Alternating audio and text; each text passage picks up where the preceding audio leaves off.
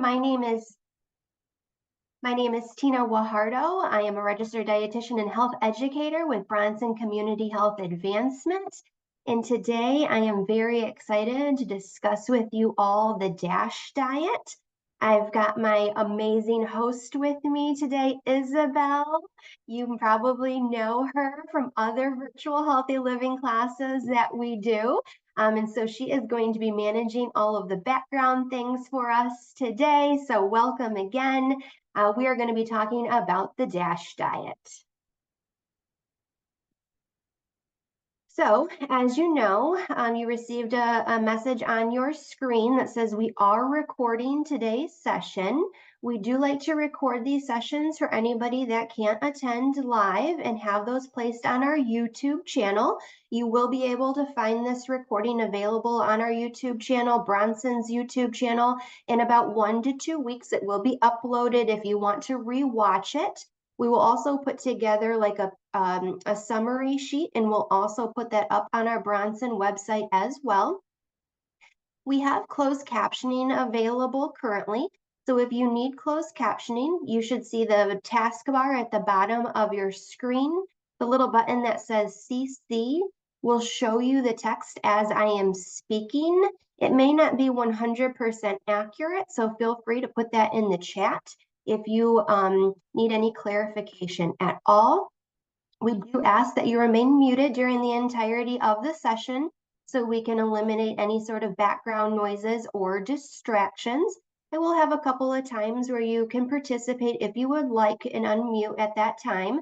And of course, we would love to be able to see your smiling face this morning, but completely understand if you would like to stay off video as well. You can find that button at the bottom of your screen as well.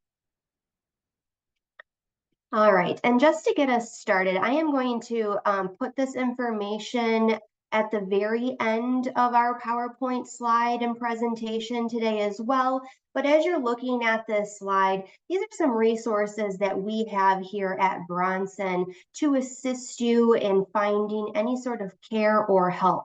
First of all, we have our bronsonhealth.com Find a Doctor feature, whether that be a primary care provider that you might be looking for or a specialist in a certain area. You can search that information and be able to find a provider that is accepting new patients in your area.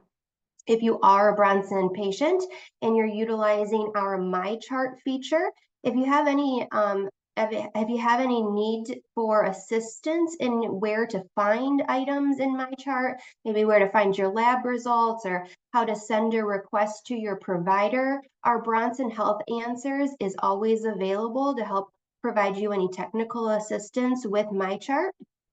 If you end up with a bill from Bronson or have some questions about setting up a payment plan, please reach out to our Bronson patient accounting. Information is listed on the slide there with a 1-800 number and a local number as well. And the final feature I want to remind you all of is that we have a price estimator tool. You can either call the team directly at the phone number listed, or you can use the estimator tool through MyChart. For instance, if you were referred for, let's say, an X-ray, and you're just not sure how much that's going to cost you out of pocket, they can provide you with an estimate, a quote of how much to expect after you receive those services. So first, before we really get started in talking about what this DASH diet entails, we're going to have you answer a poll. Our first poll question for you guys today is, are you currently following the DASH diet? You'll see the poll pop up on your screen. You can type it in the chat if you want to, or you'll see a poll pop up on your screen. Yes, no, or you're just not sure.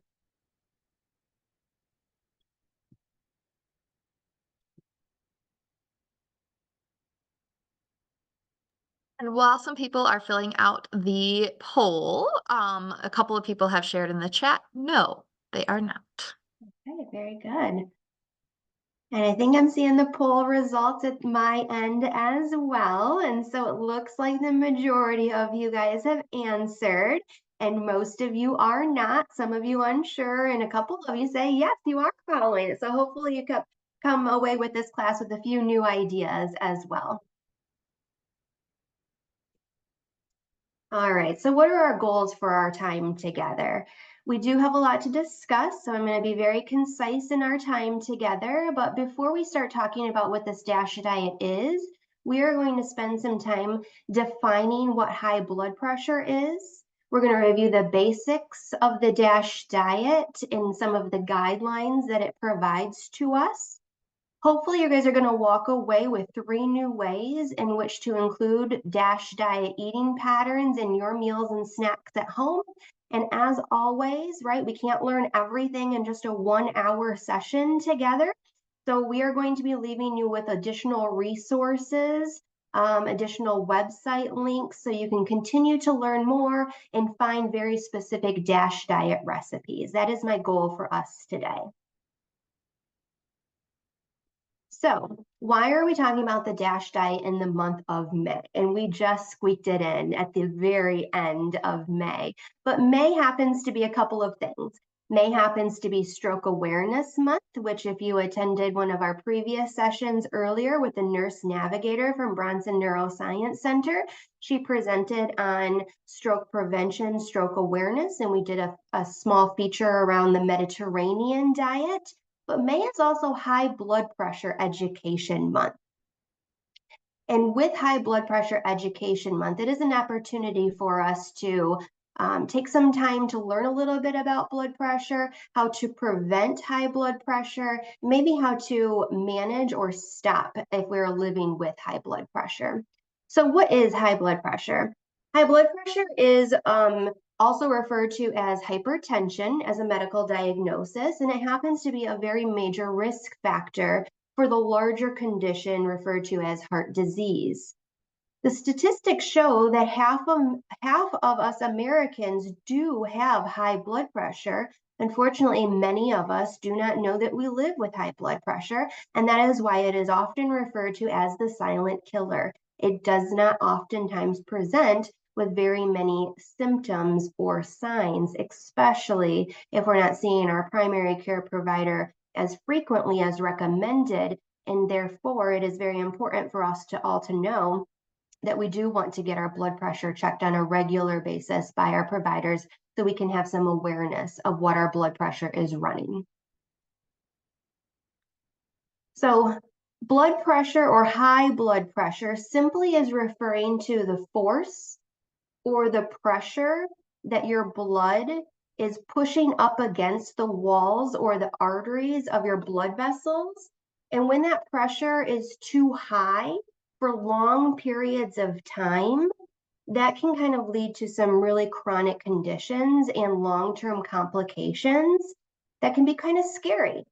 So it is important to, one, obviously be aware of our blood pressure category and our stage of blood pressure, but also know how we can decrease the risk of potential complications like a stroke or vision loss or heart failure or chronic kidney disease. Those are things that we would want to prevent. Now, high blood pressure does get diagnosed in stages. And our next slide is going to be from the American Heart Association, which is going to show us based upon that stoplight pattern, right? We've got green, yellow, and reds here, just like the stoplight.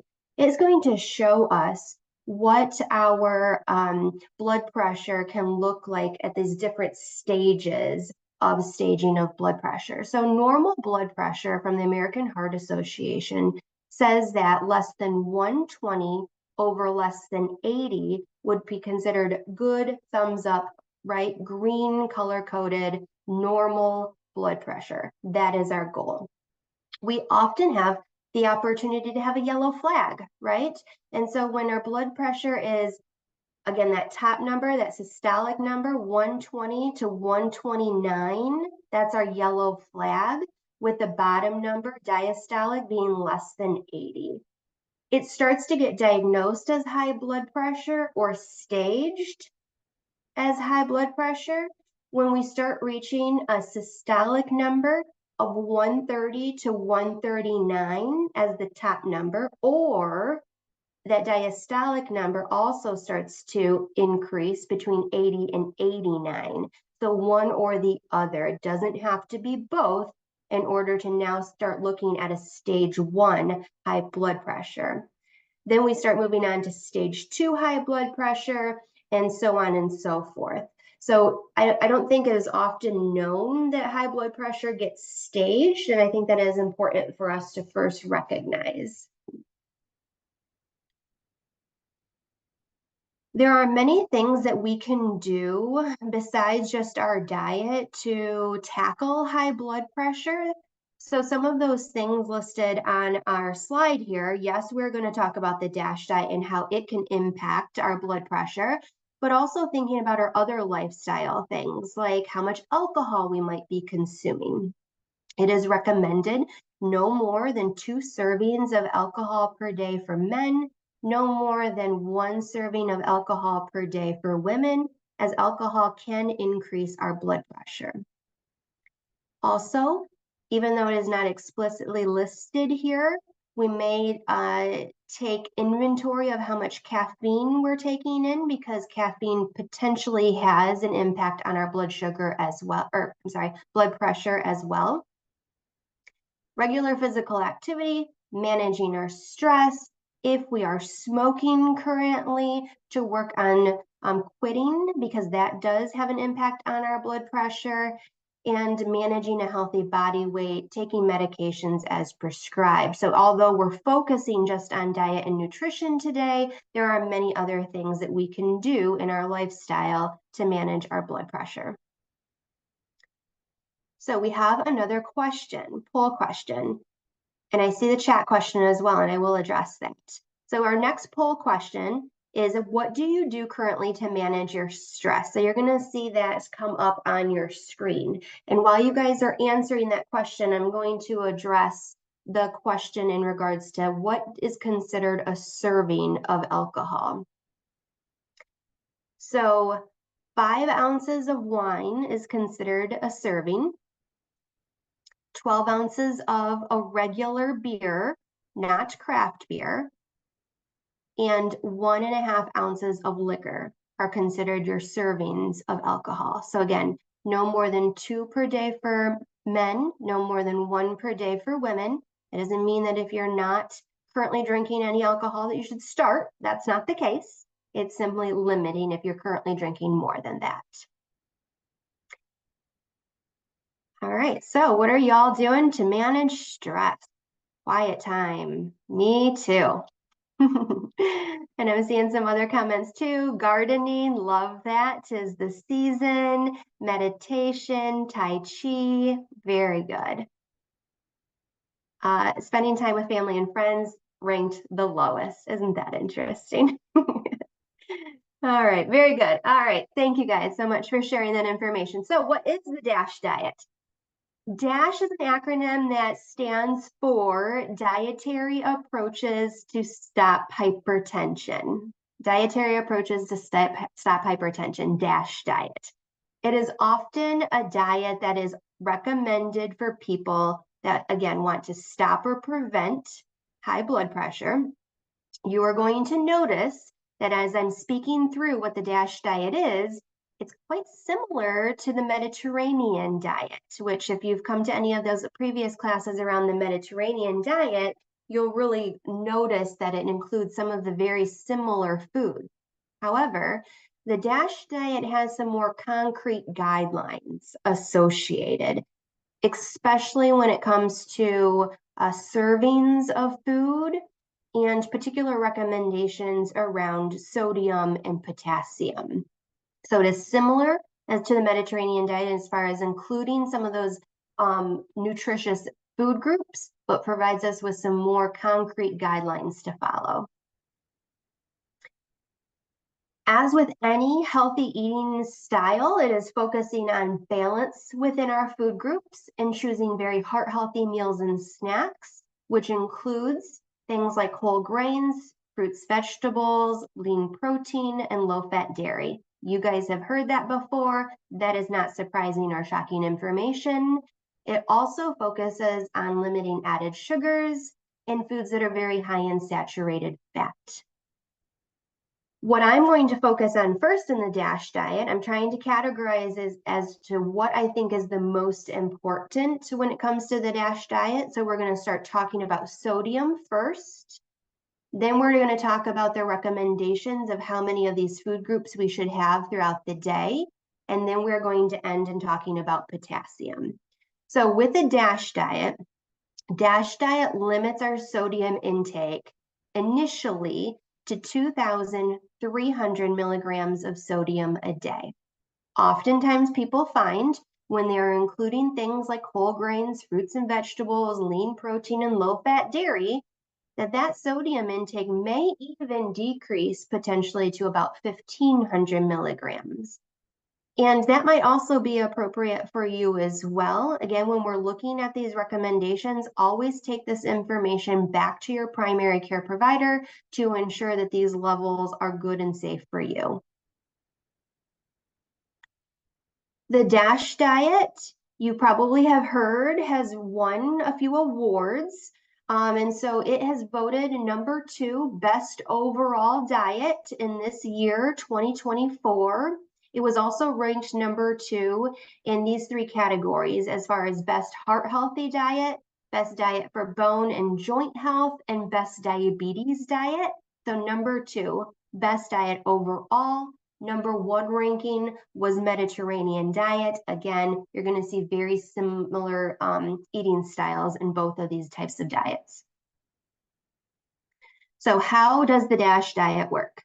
Well, I mentioned that we're going to be focusing on decreasing our sodium because that is generally the main strategy when we are trying to decrease our blood pressure, because that has a direct impact on our blood pressure levels. But on the more positive side, the DASH diet also increases the food groups that would also increase how much calcium, potassium, magnesium, and fiber we are taking in on a daily basis. Potassium specifically has very good a very good impact on decreasing our blood pressure. It blunts the effect that sodium has on our body when we eat high sodium type foods.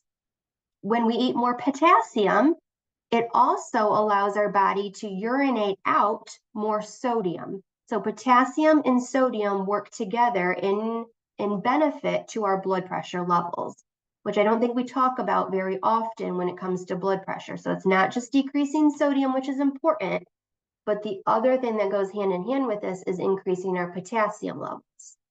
Now, I have to provide the disclosure that not everybody may be suitable to be following a high potassium diet. So take this information to your providers and ask the questions when we start talking about some of the guidelines for potassium, and make sure that you are suitable to be eating a higher potassium diet, especially if you're living with conditions such as chronic kidney disease, or maybe if you're taking a medication that already increases your blood potassium levels.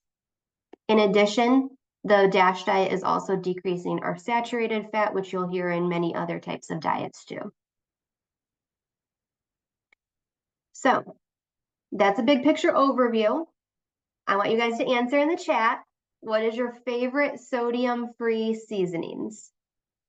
Because that's what we're going to start talking about first, is sodium. Again, I'm ranking these and what I think is the most important.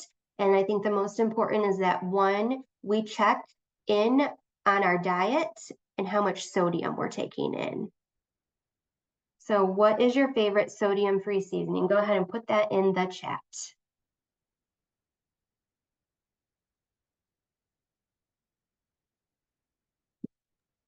People are chatting. I'm seeing a lot of Mrs. Dash, lemon, garlic and herb, bay leaf, a lot of Mrs. Dash. That's actually super surprising. When I'm teaching classes like in person, I always feel like people are not a fan of Mrs. Dash. So that's great that you guys are using that. And I also see about the potassium. So I'm addressing potassium again a little bit later on into the presentation. So Darlene, I will discuss that. Don't have any sodium-free seasoning and just leave it out. Onion powder, garlic powder. All right, very good. You guys have given us good information there is what you guys are using to try to decrease your salt intake. Thank you. All right, so how much sodium is recommended? I already kind of provided some information, but on average, when we're looking at public health studies, it is showing that most of us Americans are eating more than 3,300 milligrams of sodium per day, which we can see far exceeds the recommendations with the DASH diet. Oftentimes people will tell me, well, I don't eat a lot of salt because I don't add salt to my food. But the research shows, the American Heart Association states, that 70% of the sodium that we take in actually comes from packaged foods and not the salt shaker at the table. So that isn't, I think, an astounding statistic that we must note. So we're going to do a little bit of label reading in this class to ensure that we know what to be looking for on any packaged foods that we might be purchasing. So most Americans are eating 3,300 milligrams of sodium per day. The initial recommendation on DASH is 2,300 per day. There's also a second version of the DASH diet that may even kind of push that lower sodium limit of 1,500 milligrams. That is a safe level for most people. But again, take this information back to your doctor and make sure that this is a safe level for you. And when we were just putting this all into perspective, please note, right, that a teaspoon, 1 teaspoon of regular table salt is 2,300 milligrams of sodium. So it adds up pretty quickly if we are adding salt at the table. And I also want to just say that salt is salt. Oftentimes I hear, well, I use pink salt, that's better. But when we're looking at a teaspoon of salt, whether it be table salt, iodized salt, kosher salt, pink Himalayan, sea salt, 1 teaspoon still is about 2,300 milligrams of sodium. Pink salt, pink Himalayan salt, sea salt might have a few more trace minerals than just regular iodized table salt, but it still has the same impact on your blood pressure. So knowing that 70% of the sodium that we take in is actually from packaged foods, let's take a look at this label. When we are doing our label reading, first and foremost, we want to look at our serving size, which if you're looking up on your label, it is labeled number 1, serving information. It is in blue color coded at the top of your label. It says serving size of 1 cup. It says that in this whole package, there are actually 4 servings, which would be 4 cups total. All of the information for fat, cholesterol, sodium, carbohydrates, and protein, everything that is in that yellow peach color, all of those numbers are for that 1 serving size of 1 cup, right? So if you eat more than that 1 serving size, those numbers are going to be higher, right? So if you eat 2 cups instead of just 1 cup, we're going to double all of those numbers. What I want us to focus on right now, obviously, is sodium. You can find sodium as the third bold line in the peach colored boxes. And the sodium content there is 850 milligrams of sodium in 1 cup of this food. Thank you for circling that. 850 milligrams of sodium. When we look at that in comparison to what our recommendation is of 2,300 milligrams of sodium, we can see that is quite a significant number. A quick way to be able to say if something is high or low is to look at that percentage daily value. And that is on the right-hand side of your label. It is color-coded in purple. And this is showing that based upon somebody following a 2,000 calorie diet, 850 milligrams of sodium is 37% of what they should take in for the whole entire day. That's pretty significant when this is only just 1 cup of food, right? So a quick way to be able to determine if something is high or low is if it's a 5% or less number and that daily value, it would be considered low. If it is 20% or higher, it would be considered high. That is a quick way to do that.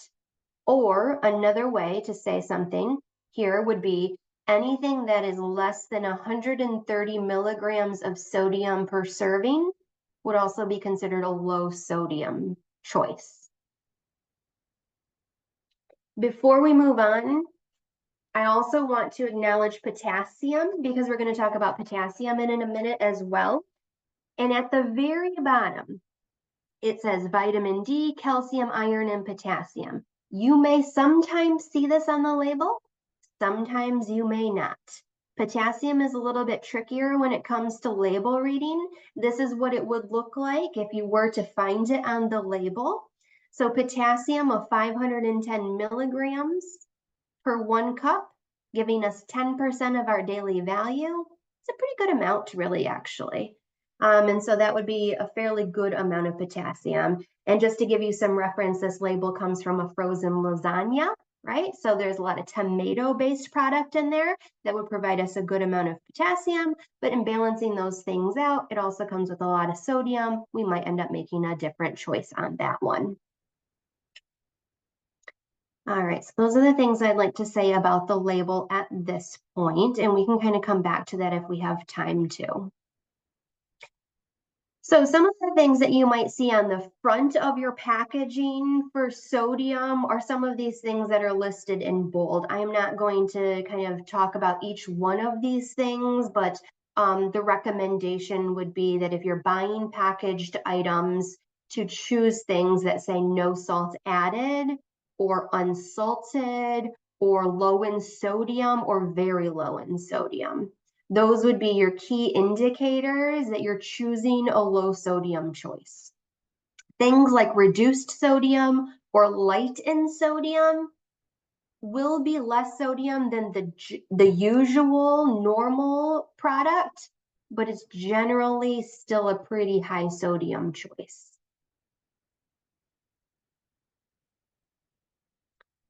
So we've kind of finished the sodium conversation. Now we're moving into what foods do we include on the DASH diet. This is a good visual. Take a picture if you want of this to kind of go back to, but this is also on the National Institutes of Health website. This is an infographic that kind of gives you just a visual of the food groups to eat and the food groups to limit, limiting obviously our fatty meats, our full fat dairy, sugar sweetened beverages, sweets, and sodiums. Again, we've heard that before.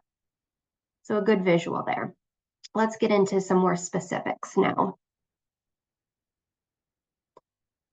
So again, we were talking on that label about the recommendation on a 2,000 calorie diet.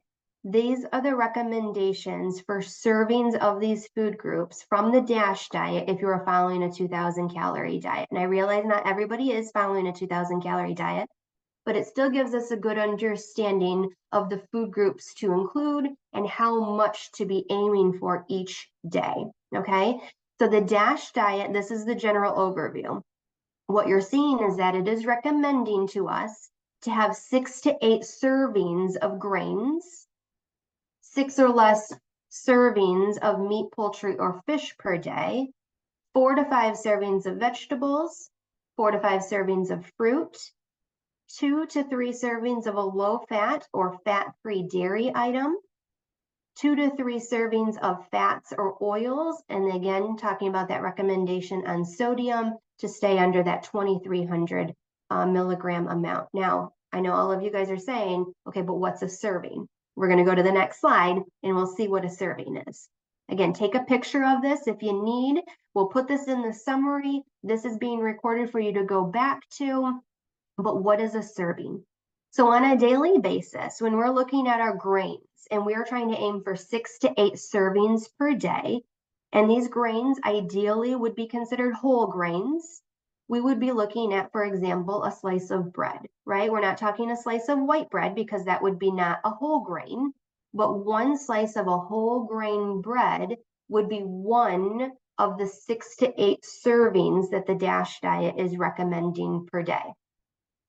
Or if we were doing something like quinoa, which is a whole grain, half a cup of quinoa cooked would be considered one of our 6 to 8 servings per day, and so on and so forth.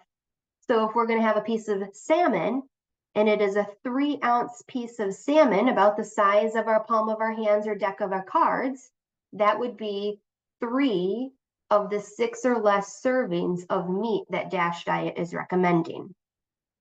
I see in the chat, how do you count a serving of fruits and vegetables? Here we go.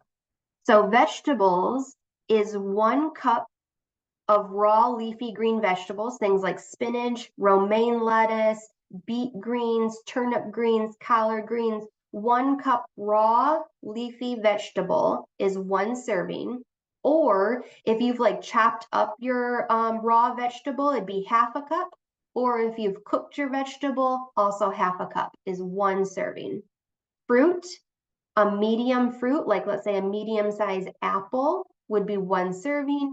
Half a cup of fresh, canned, or frozen, or if you're doing dry, it would be a 1/4 cup of fruit to be considered 1 serving of our 4 to 5 recommendation.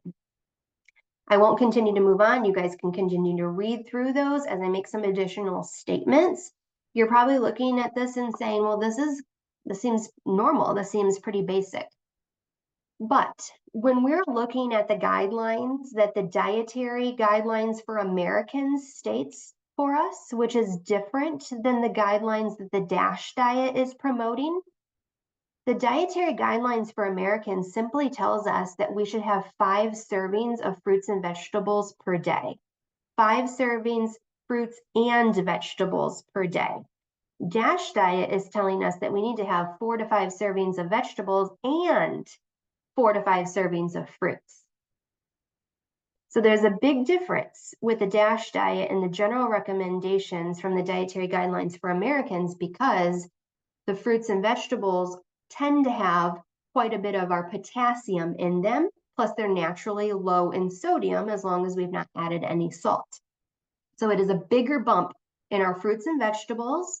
It is also a higher recommendation on our whole grains, and it is also a higher recommendation on our low-fat, fat-free dairy, because the DASH diet is recommending more potassium. All right, we will move on from that slide. So thinking about potassium, I want to make a statement that, again, not everybody may be suitable to increase their potassium levels to the level that the DASH diet recommends. The general recommendation for potassium is somewhere between like 2,600 to 3,200 milligrams of potassium per day. More if you are a person that is pregnant or lactating. But the DASH diet recommends 4,700 milligrams of potassium. That is a big bump from the 2,600 to 3,200 that is generally recommended. And that is why I say, take this information to your provider to make sure that you are safe with your whole medical history to increase your potassium. Now, I know that these are big numbers and a lot of numbers and not all that fascinating as far as fun is concerned. But we can put that number in the chat as well, just to remember, because I did not put that in the on the slide. So 4,700 milligrams of potassium is what is recommended on the DASH diet. So what are some good sources of potassium so we can increase that number? Or at least if we're not focused on increasing that number initially, because I said, take inventory of what you're taking in on a regular basis, start with your sodium, then make sure you're getting all your food groups, and then start working on increasing your potassium, maybe after you've talked with your provider. So when it comes to vegetables, some good sources, and when I say good sources, I'm talking things that are over 400 milligrams of potassium per serving. So our white potatoes and our sweet potatoes, our greens, such as, again, collard greens, beet greens, spinach, Brussels sprouts, our tomatoes, acorn and butternut squash, zucchini, and corn are all really good potassium sources from vegetables. Bananas, cantaloupe and honeydew, avocado, kiwi, oranges, peaches, and our dried fruit are all really good sources from fruits. Again, we're eating 4 to 5 servings of vegetables per day, 4 to 5 servings of fruit per day. Then dairy. We look at low-fat milk and low-fat plain yogurt as our primary dairy sources on the DASH diet. Why not cheese? Cheese is high in sodium and cheese is high in saturated fat. We're saying low-fat milk and low-fat yogurt here because you get the potassium, but you don't get the saturated fat when we're choosing our low-fat choices. Now, some of you might be thinking, well, we're talking dairy milk here, we're talking cow milk, and we're not talking plant-based milk, and that is absolutely true. A dairy milk, 1 cup, would have somewhere between like 380 to 400 milligrams of potassium in a cup, where a cup of almond milk would only be able to provide us maybe 170 milligrams of potassium. So a significant decrease. Obviously, some of us are drinking plant-based milks for other reasons, and that is okay. I just want to make the point that it just simply isn't as high in potassium as the dairy milk. In the previous slide, you also saw that for nuts, seeds, and legumes, legumes being our dried beans and our lentils, we should be having 4 to 5 servings of those per week. 4 to 5 servings per week. So that would be things like half a cup of white pinto or kidney beans, half a cup of lentils. Those are really good sources of potassium, not to mention they're also good sources of fiber. Fiber keeps us fuller for longer. Fiber is also very heart healthy in that it also decreases like our cholesterol levels as well. And then when I say soybean, I am referring to things like maybe a soy milk potentially, or really more like a tofu, a tempeh. That would be a good potassium source as well. And then for meats, particularly our fish, again, as a general recommendation, we need to be eating fatty fish 2 to 3 times per week. Things like salmon, halibut, tuna, and snapper are specifically very high in potassium. And I thought I saw a question in the chat, so let's think about that. Do you consider plant-based milks and yogurts as dairy servings? Yes, I would still consider it as a dairy serving because it would still be fortified with your calcium and your vitamin D, just simply acknowledging the fact that you would want to do work in other areas to compensate for the fact that it doesn't have as much potassium in them. And then edamame, great point. I'm assuming because that is soy-based that would be a good potassium. I just don't know the exact number to say if it would be more than this kind of like 300 to 400 milligram recommendation that I've kind of put down on this slide, but that is always a good plant-based protein source as well. So thank you for bringing that up.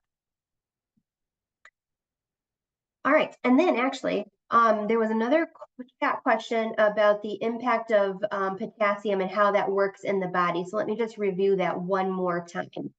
So again, we are doing the DASH diet hand in hand. We're decreasing sodium, we're increasing potassium because potassium kind of blocks the impact that the sodium that we eat has on our blood pressure. When we eat more potassium, it also helps our body urinate more of that sodium. Those are the 2 ways primarily in which eating more potassium can help reduce our blood pressure. So that was a question in the chat I wanted to acknowledge again. So you're probably thinking about, whoa, that's a lot of detail. That's a lot of information. That is why you can kind of go back to this and watch this recording and listen to this information again, but I'm going to put this all on our summary sheet.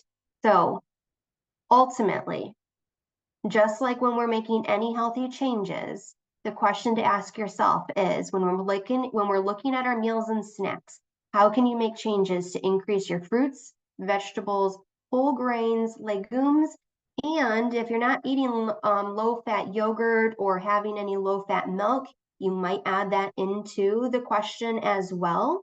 And so it all starts off with small changes, right? Because this is a lot of information and we're just making little changes to try to progress and move towards decreasing our blood pressure.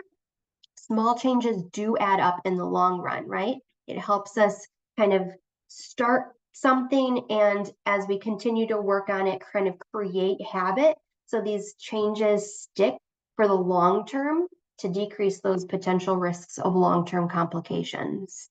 So how can you make your meals and snacks have more fruits, more vegetables, more whole grains, and legumes? You're looking at some of those small changes that I've listed on the screen. Those are simple swaps to start off with, right? If you're eating red meat often, and you know that red meat is a good source of saturated fat, which is not heart healthy, you might try to include one of those high potassium fish sources like tuna or salmon or halibut in once a week at least. Or doing more plant-based meals, like including some of that edamame, or doing some sort of like a grain bowl that has a whole grain and some beans in it that you can just pack full of vegetables and get so many servings of vegetables in for the day. So those are just some easy swaps to make. And just looking at what you are eating on a regular basis to increase your fruits, vegetables, whole grains, and legumes. That's the ultimate question. How can we do that? So we will move forward here in looking at some of the ways in which we can do that. So we're going to have some poll questions. And I've got this example breakfast on the screen for you. How would you make this breakfast more DASH friendly? Okay, so the screen that you're seeing, it's eggs, bacon, white toast, and butter. Take a look at these poll questions. Read through them slowly. I hope they all can, you can see all of the options. They might be too long. I might have put them in there, so I'll read them. The first one says 1 egg plus sauteed vegetables, a side of whole grain toast with peanut butter, and a side of berries. That's option number 1. Number 2 is whole grain toast with avocado, a side of Greek yogurt with some diced apples and cinnamon. Option number 3 is a scrambled egg with vegetables and black beans in a whole grain tortilla and an apple on the side. So how would you make this breakfast more DASH friendly? I'm hoping you're seeing that there's no wrong answer, right? There is no wrong answer. These are all good options. And if you don't like any of these options and you say, I would make something different there, type that in the chat for us. I would love to hear your ideas too. So there's no wrong answer. All of these are good ideas because I asked myself the question, how can I change this meal to have more fruits, more vegetables, more whole grains, more legumes? All right. Most of you guys are answered. The winner, ooh, we have a tie. We have a tie. An egg with sauteed vegetables, whole grain toast, peanut butter, and a side of berries, or the scrambled egg with vegetables and black beans and a whole grain. I love a breakfast taco, right? So delicious. So easy, right? That was not super complicated. I used my food groups, I put them together. I made a very DASH friendly recipe. And I was meeting my goals, right? I'm working on meeting my goals just with my first meal of the day breakfast. So good job, you guys. Write down all of those ideas because all of them were good. None of them were wrong. And then while they're doing that, I just wanted to let you know there is a question in the chat. If prawns or crab meat are good to consume on a weekly basis, especially for high blood pressure patients. So I don't know the potassium content specifically of prawns or crab meat off the top of my head. Would I think that they're acceptable on a weekly basis, once a week as part of your seafood recommendation? I don't think there's anything wrong with that. I think the only thing that I would make note of is shrimp, crab, lobster would be high in cholesterol. And so that would be something to just be mindful of. Not that that would have any direct effect on your blood pressure specifically, but that it would potentially have an impact on your blood cholesterol levels and potentially your heart health in general. And then the next question I see is, what's a good whole grain tortilla? And so when we're talking about whole grain tortilla or even whole grain bread in general, whenever we can find, looking at that nutrition facts label, an option that has at least 3 grams of fiber per serving, and even up to 5 grams of fiber per serving with minimal added sugars, that would be the best choice for you to choose. Now, I also recognize, and we're going to talk about this in a minute, that tortillas and breads can be high in sodium. So I'm going to touch on that in a little bit. So let's move forward on the next slide and just look at some of these tips to try to add more fruit into our diet. I'm going to run over these really quickly. Take a picture of them with your phone so you can use them moving forward. But again, ask yourself, on my usual day-to-day meals and snacks, how can I just sneak in that fruit, right? Maybe you're typically having a bowl of cereal. A whole grain cereal obviously would be the better recommendation, or maybe some oatmeal, throw in a little bit of berries or diced apples on that. If you're making like a tuna salad or a chicken salad, throwing in some grapes, right, or some diced apple in that. If you're making a big salad, because we're talking a lot about vegetables, you might think about having, a bed of your green lettuce or your spinach, but mixing it up and adding some fruit on top of your salad too, like strawberries or mandarin oranges are always good options there. When we think about dessert, which was one of the recommendations in the Mediterranean diet, was fruit for dessert. Did I spell that wrong? I might have spelled that wrong. Grilled peach, plums, watermelons are always really good options there. And then of course, just always having that apple or your banana, right? You can always find me with my purse and a banana in there so I can sneak in a serving of fruit throughout the day in the middle of the chaos of the day, right? So again, easy ways to add more fruit. Now I'm going to have another poll question for you guys. So how would you make this lunch more DASH friendly? So you're looking at a hamburger and fries. Your poll's going to come up in a minute. How would you make this lunch more DASH friendly? So we got your options. Option number 1, hamburger with lettuce and tomato, and instead of fries, a big old side salad with an oil-based salad dressing. Option number 2, grilled chicken sandwich with steamed broccoli or green beans. Option number 3, just a large salad, throwing your protein and your vegetables on there and an oil-based dressing, or other. Type that in the chat. Again, there's really no wrong answer here. Even though I see the salad winning out tremendously. And I'm also going to answer the chat question that says, what about ground venison with no added fat for tacos, sloppy joes, spaghetti, meat sauce for protein? Absolutely, right? That would be totally fine. Ground venison or game meats like buffalo are very lean. So they do not have a lot of saturated fat in them. So that would be a good choice on the DASH diet. Pamela said other, and so she is recommending a turkey burger on whole grain with lettuce, tomato, and a salad. Perfect, right? I understand why you guys opted not to vote too much on that hamburger. So this was kind of like, what if I have to eat out, right? I have to eat out and I'm at a burger joint and, these are my options. Those are some of the things to really have to kind of work around and balance that out when we are going to be dining out on occasion. Another tip here that I would recommend to you, especially when we're looking at our sodium content, is if you know ahead of time that what restaurant you're going to be going to, to take a look at their menu. They have all of their nutrition facts information listed, so you can make an informed decision about what option is going to be the lowest sodium for you. Now, I recognize that only works if you're going to like a large chain restaurant. And in that case, if you're more a mom and pop, I understand the large salad with some protein and the vegetables is a very safe choice that way too. So good job, you guys. All right, so next slide here is tips to add more vegetables. Again, I mentioned that grain bowl.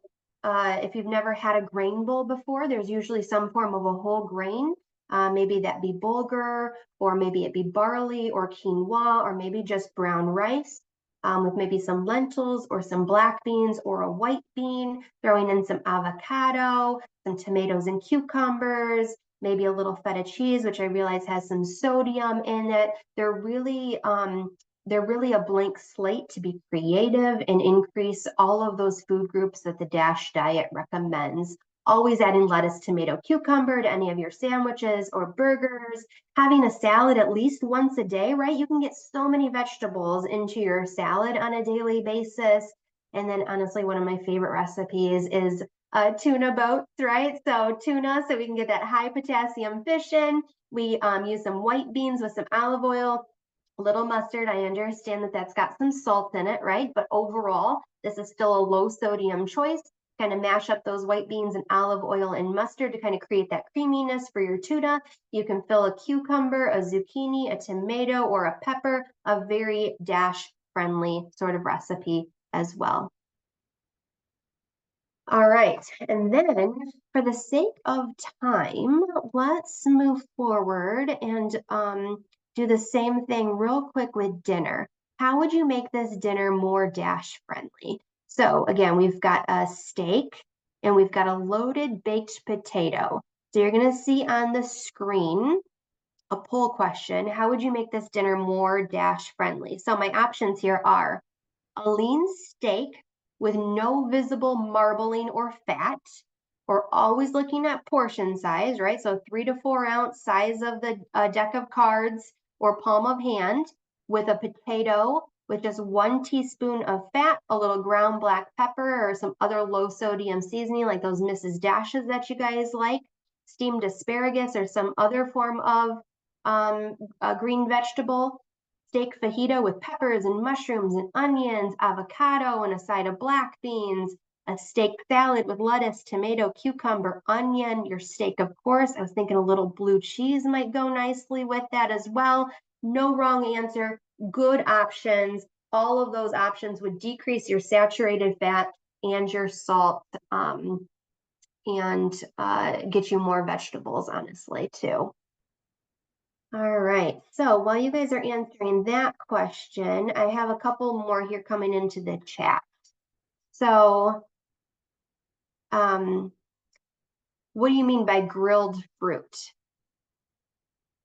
So what I mean by grilled fruit is simply maybe if you're grilling outside, right? Taking your peach and having that peach and just putting it on top of the grill for a few seconds. It kind of creates this nice caramelization on the fruit, which can be a really good option, maybe with like a little low-fat, Cool Whip or whipped topping could be a nice option. Grilled pineapple is delicious as part of like maybe a kebab or a shish kebab, whatever you refer to it as. And so that's a really good option too. Hard anymore to find lean meat with no visible marbling, even a tenderloin. Understand, right? We do the best that we can with the options that we have. And so trying to find at least the less amount of marbling possible, or we tend to go more towards poultry and fish, and that's not a bad choice either. All right, good job. And there is another question. I haven't got to it yet, but I think I'm going to address it here in a little bit. So let's move forward. We're at 9:55 here. And so what are some ways to reduce salt and sodium overall? And that's where I think this question might have been going with the comments about canned. I've heard from my friends that canned beans and canned chopped vegetables are always a quick way to use in salads, but they have preservatives. Are above canned foods good to use for high blood pressure patient. Perfect question. So canned beans, canned vegetables are really good options. They're convenient, they're quick, they're budget friendly, but the preservative is sodium, right? And that's not very DASH friendly. So can we still use these? Yes.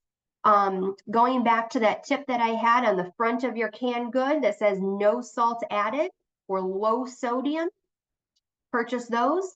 Or if you can't purchase those, can't find them based upon whatever your grocery store has available, these are still good options. Rinse them off with water in your colander. You can reduce your sodium content by about 40%. So those are still good options. You're still going to get some sodium. Fresh and frozen without any sauces would be the best way to go about that to decrease sodium all in all. But canned goods can still be a good option too. We talked about reading labels for packaged goods. And then when we talk about bread, unfortunately is high in sodium. So look at things like sprouted bread options. There is a brand out there called Ezekiel 4.9. It is a sprouted bread that you can find at any of our major chain grocery stores that we have here, sometimes found and oftentimes found in the frozen food section. It is a sprouted bread. There is a low sodium version. Honestly, in the low sodium version, it's 0 milligrams of sodium. I've not tried it personally myself, but I hear really great things about it every time I talk about it. And then we talked about eating out, right? In that burger and fry situation, we don't really have a whole lot of control over how much sodium is going to be in that meal. But when we're cooking more meals at home, we have more control over how much salt we add, if any at all, in our use of those sodium-free seasonings that you guys enjoy so much.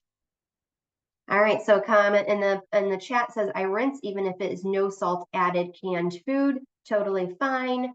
What is the name of that low sodium bread? It is Ezekiel 4.9, and I put that in the chat. Freeze them, yes. All right, and then the question was, how does pork fit in? Pork is fine, again, low fat, right? Pork tenderloin over pork chop, right? Because pork chop is going to have more fat. I won't go through these snack ideas. You guys can look at these and read through these. I'll list these on the summary sheet as well, but you can see that all of these snack options are increasing our fruits and vegetables, are low-fat dairy. I know this sounds basic, but again, the biggest takeaway from this DASH diet recommendation here, more potassium by increasing our vegetables to 4 to 5 servings per day, more potassium by increasing our fruits by 4 to 5 servings per day, increasing our low-fat dairy, and increasing our whole grains to 6 to 8 servings per day. Those are the big takeaways, and really paying attention to how much sodium we're taking in on a daily basis. All right. We won't go through that. I think we hit on some of those, but I want to leave you guys with your resources. So at one of the last slides that we are seeing here, yes, exactly. These are our websites that I want to leave you guys with. I am going to put these in the chat for you real quick. These are some really good options for you all to continue learning about the DASH diet. They're going into the chat here in just a second. If you've come to any one of my other classes, you know how much I love eatingwell.com. And if you use that direct link, it is going to take you to all of the resources that eatingwell.com has on the DASH diet. They've got DASH eating plans. They've got DASH specific recipes. All of that is a good option as well. The next one is just a general overview of the DASH diet from a different perspective. That's a good option as well. But really, these next three, I really want you guys to check out. And give me a second. I know this is slow going here. There we go. The next one that I'm putting is a week's worth of menus that follow the DASH diet. Great resource.